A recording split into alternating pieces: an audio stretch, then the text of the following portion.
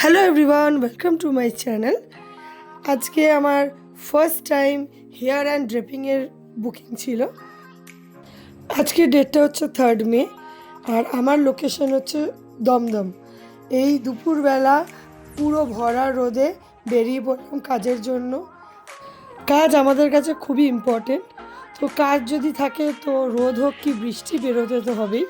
তো সেই মতো আমার ট্রেনও চলে এসছে এবং আমি দমদম পৌঁছেও গেছি।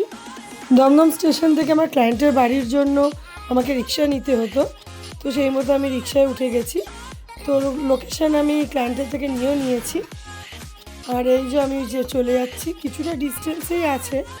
তো বলতে বলতে ওনার সাথে কথা বলতে বলতে পৌঁছেও গেলাম আমি। তো আমার এখানে ছিল শুধুমাত্র হেয়ার স্টাইল আর ড্রেপিং। প্রথমে আমি এই জেঠিমার ড্রেপিং আর হেয়ার স্টাইল করে দিয়েছি। ক্লায়েন্টকে যতই টাইম বলা থাকুক, তারা একটু লেট করবে। জানি অনুষ্ঠান বাড়ি ব্যস্ততা থাকে, কিন্তু আমাদেরও অনেক ব্যস্ততা থাকে। তো যাই হোক, আমার সেকেন্ড ক্লায়েন্টও বসে পড়েছে।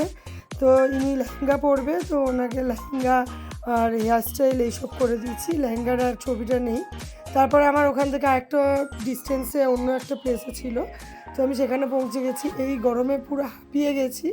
তো এখানে গিয়েও আবার আমার জিনিসপত্র বসে পড়েছি নিয়ে, এবং এই কাকিমারও আমি ড্রেপিং করে হেয়ারস্টাইল করে দিয়েছি। কাকিমা খুবই মিষ্টি, মানে এতটাই কমফোর্টেবল, এটা আমার খুব ভালো লাগে ক্লায়েন্টের বাড়িতে গিয়ে।